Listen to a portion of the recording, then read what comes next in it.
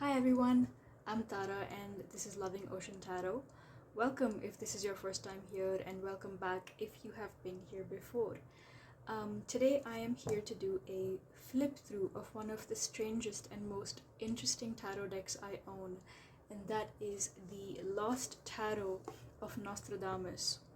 This deck is by John Matthews and Will Kingen, and it has been published by Tuttle. I've actually owned this deck for a really long time.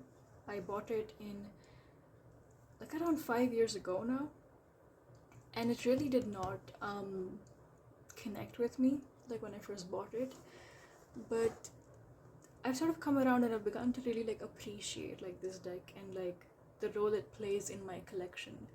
So yes, I wanted to do a flip through for you guys because I haven't really seen a lot of other people using this deck. So let's get into it, and I'm gonna reserve my thoughts and everything for the end, so you can stick around for that if you'd like.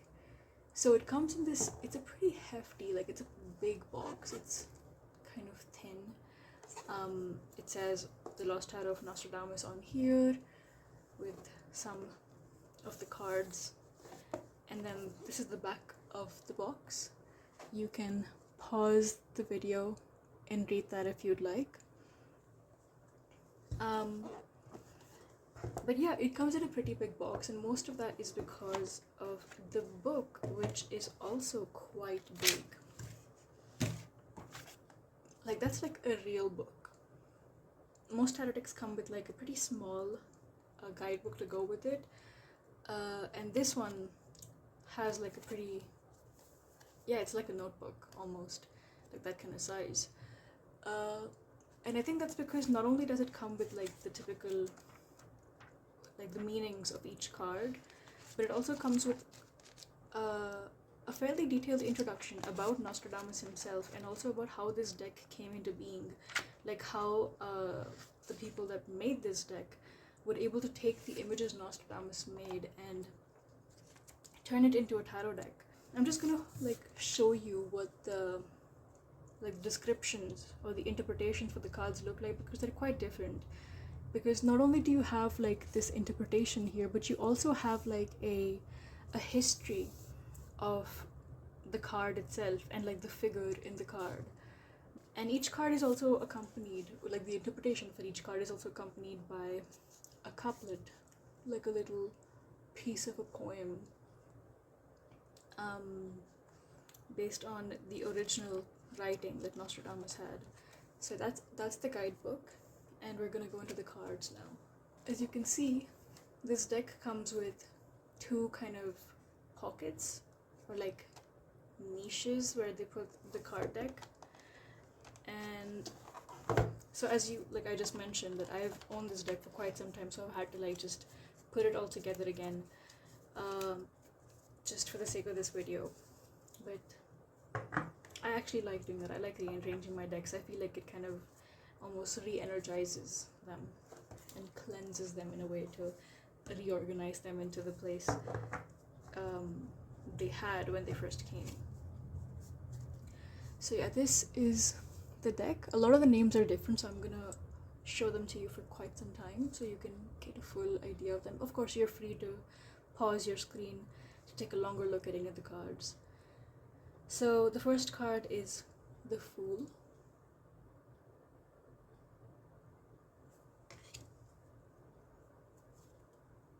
The Magician.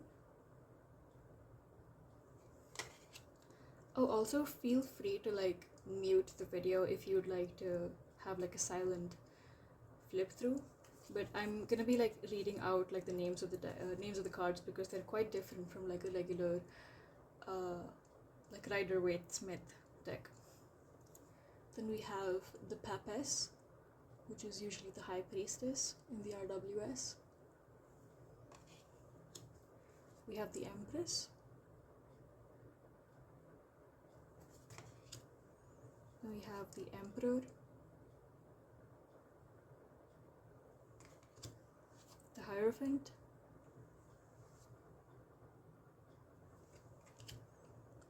The Lovers. Look at how interesting that imagery is. Then we have the Chariot,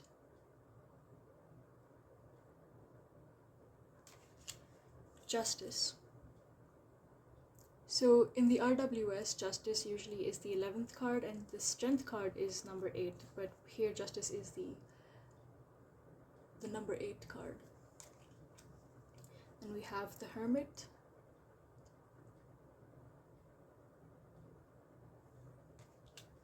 Fortune's Wheel,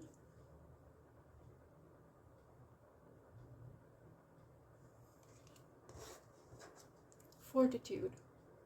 This is the Strength card.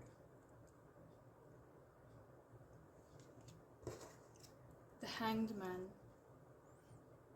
Again, just that imagery is so intense and full of symbols and very interesting.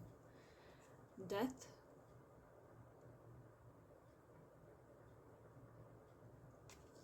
Temperance.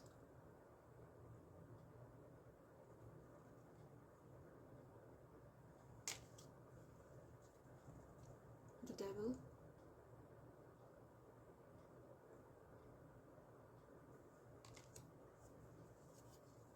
The Burning Tower.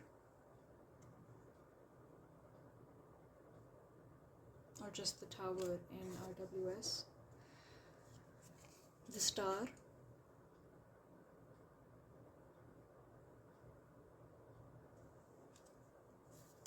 The Moon.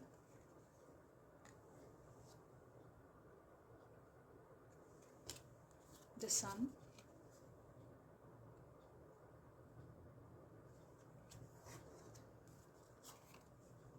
Judgment. And the Completed World.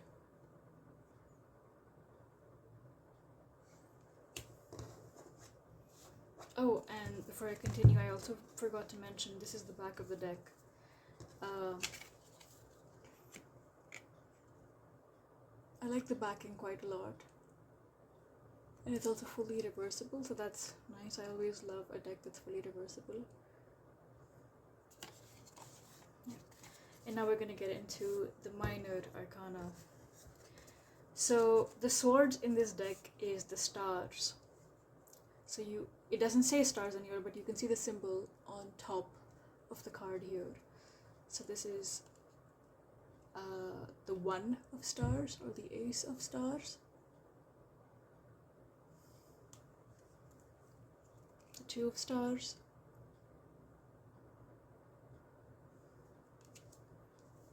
The 3 of Stars.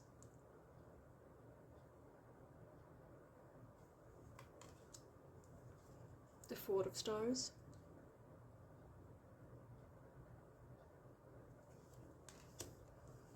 The 5 of Stars.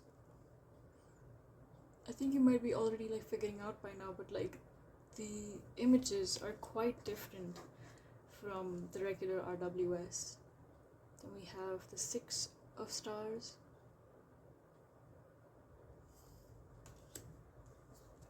The 7 of Stars.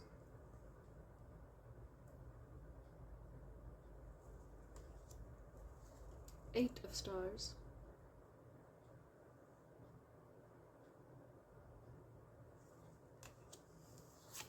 Nine of Stars.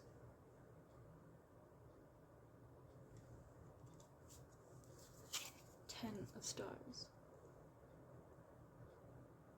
The court cards also have different names, and the names are different for each house as well, each suit. So we have first the Postulant of Stars, which is the Page of Swords.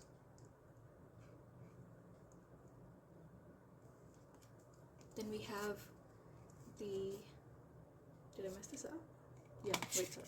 Yeah, the Cardinal of Stars, which is the Knight.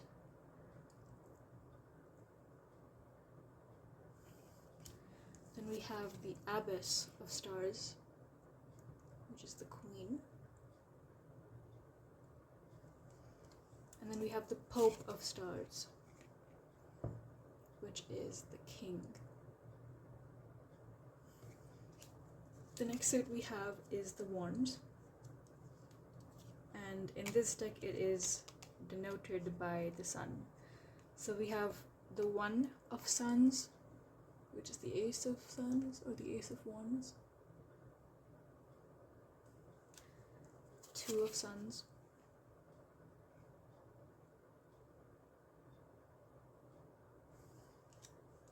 Three of Suns.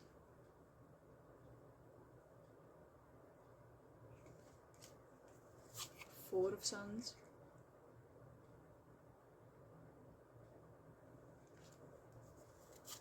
Five of Suns. Six of Suns. Seven of Suns. Eight of Suns. Nine of Suns.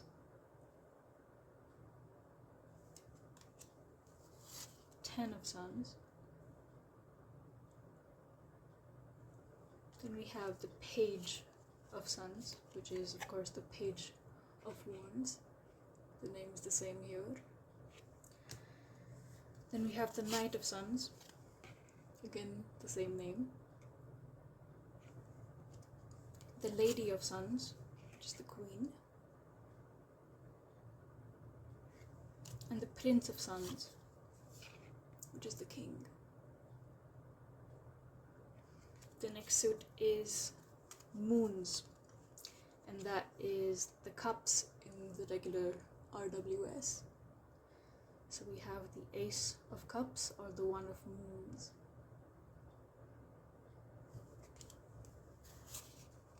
Two of Moons.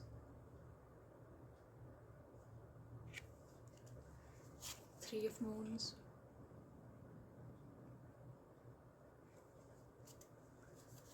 Four of Moons. Five of Moons.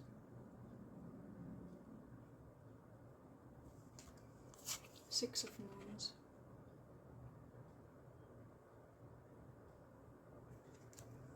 Seven of Moons.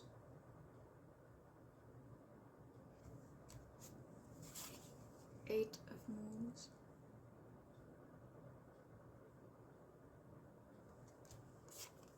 Nine of Moons.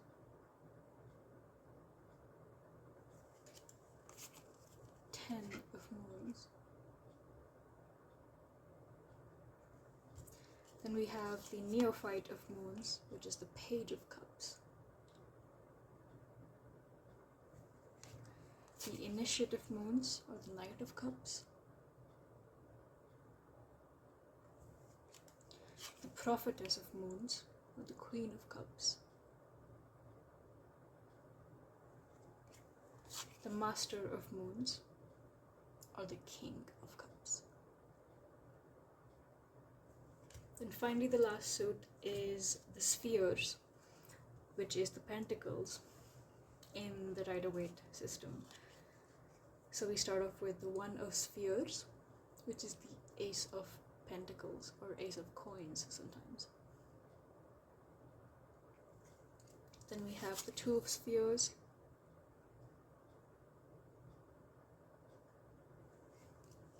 the Three of Spheres,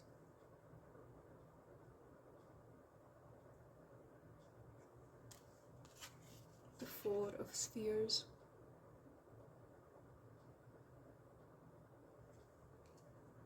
the Five of Spheres,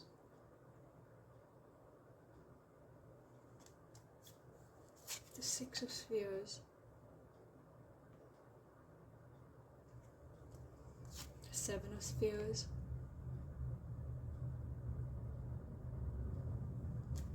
the Eight of Spheres, the Nine of Spheres,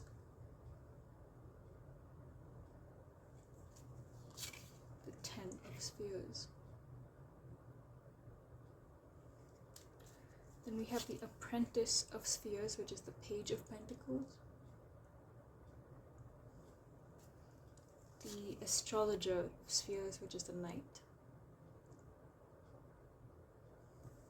Then we have the Astronomer of Spheres, which is the Queen.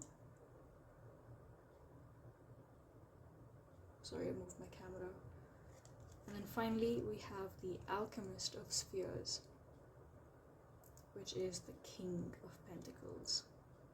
So that is the deck, and I want to just like also show you like how it shuffles. The cards again are like kind of on the thicker side, so it makes like quite a thick deck when you hold it. Like it's not extremely thick, but it's like on the thicker side. Like I think the original like Rider-Waite deck that I have is like literally like this much, and it's an additional thickness to it because of like the thick cardstock. It shuffles pretty well because the cards are kind of sheeny, like they almost like don't have that kind of matte finish or that rose petal finish that some decks have, which makes it difficult to shuffle them because they almost seem to get stuck onto each other. These decks in fact seem to literally slide off of each other. They have that kind of quality, and I don't know if you can like listen to it or like when I shuffle it. Do you hear that? Do you hear how slippery that is? Like, I don't know if it's just me, but like I feel like this deck sounds different from all the other decks that I own, and it sounds like slipperier. This deck also has like sharper edges, so it kind of like digs into my hand a little bit when I try to shuffle it. I don't really do like kind of spreads like that, but like it spreads okay. It's in fact it's like pretty decent if you're like into doing that kind of reading or selection of cards. I also really just like the back of the cards. Initially, like I didn't really have much like thought about it, but the more that I look at the back, the more I like it. I feel like I like the kind of gold shininess there against like the rich brown background. So now let's go into a little bit of like what I really think about this deck. I call this deck one of my strangest and most interesting decks, and I think like that is especially because of how almost inaccessible this deck is. Like you can't just pick it up. Like I can't imagine this deck being anyone's first deck when they like are trying to start to learn tarot, because I feel like the imagery in like the regular Rider-Waite system or like in any other tarot deck, like it's the images sort of give you enough to go on that you can just rely on your intuition and the imagery themselves. But here, like each card has such an intense like history and so many references behind each symbol that it's really hard to, you know, grasp the whole meaning that they have in store. And I feel like, yeah, you can probably still read the cards, like you can be very intuitive and abstract and figure out what this means, but it's like, you know, it's more descriptive than say like a pip deck. But I think like you sort of really need to read the guidebook and really need to work with the guidebook to get the full meaning out of this deck, to get the full meaning out of these cards, because otherwise I feel like you're losing out on so much.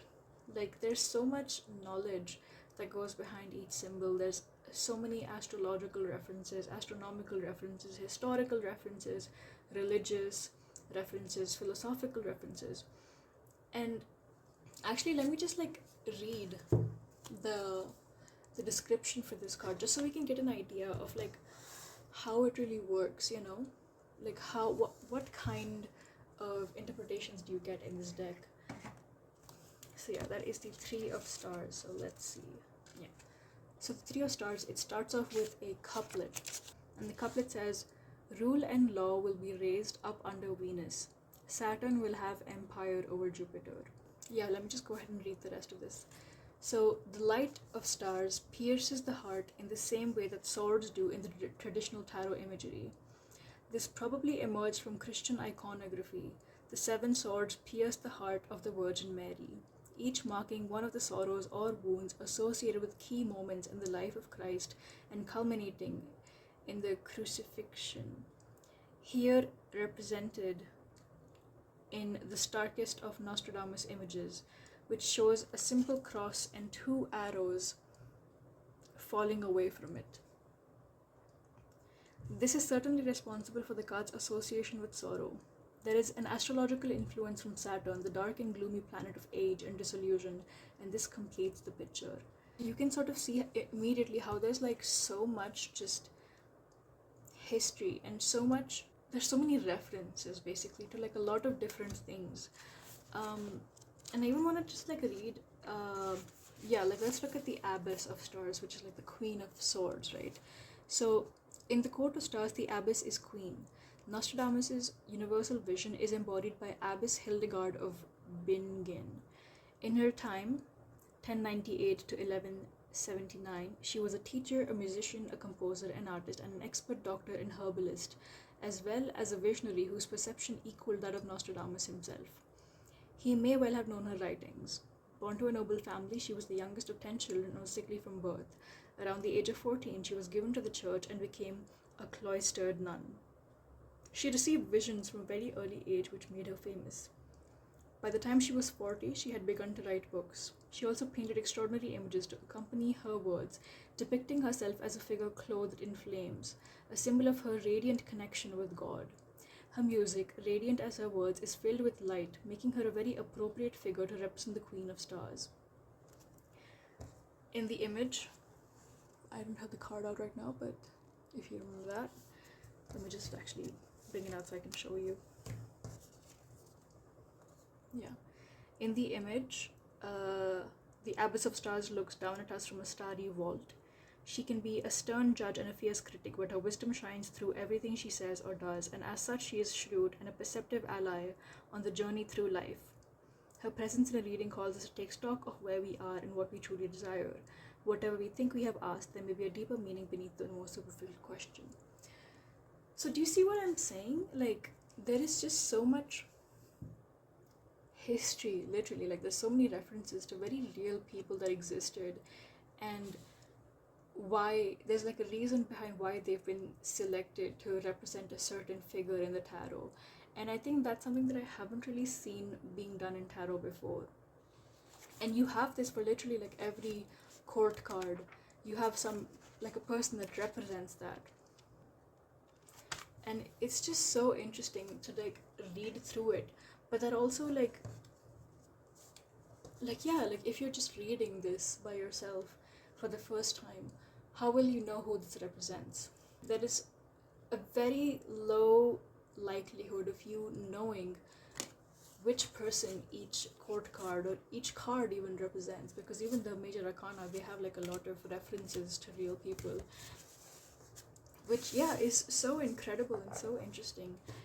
And I think like a lot of thought has been put into the deck, and because of the amount of thought that's been put into the deck requires the same thing of you. It requires you to put thought into it before you work with it, to truly study the images, and to take your time with learning what everything means, what everything wishes to tell you.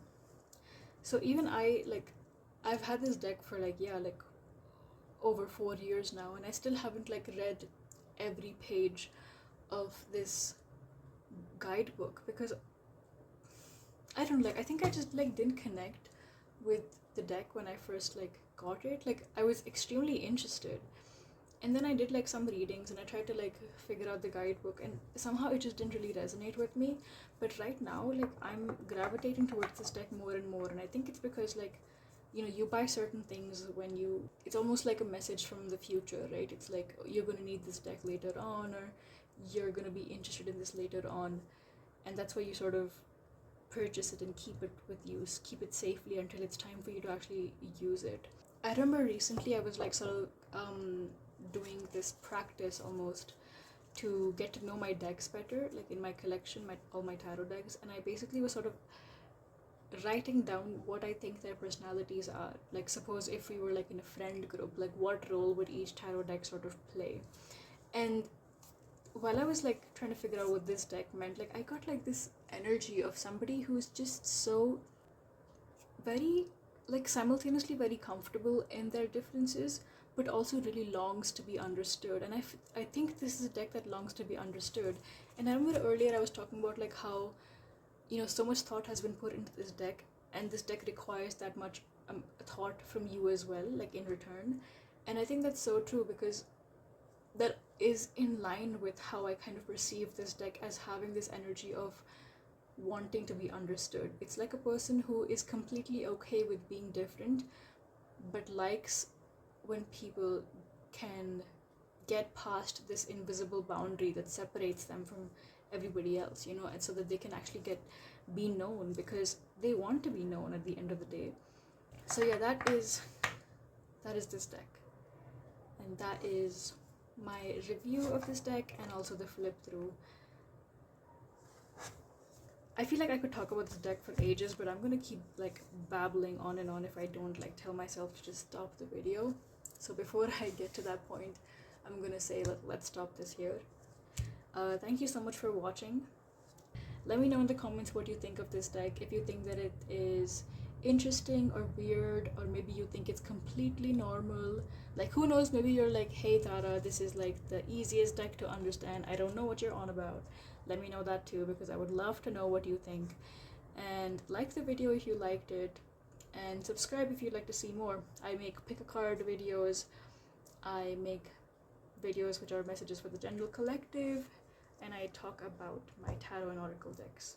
So yes, thank you for watching, and I will see you in my next one. Bye!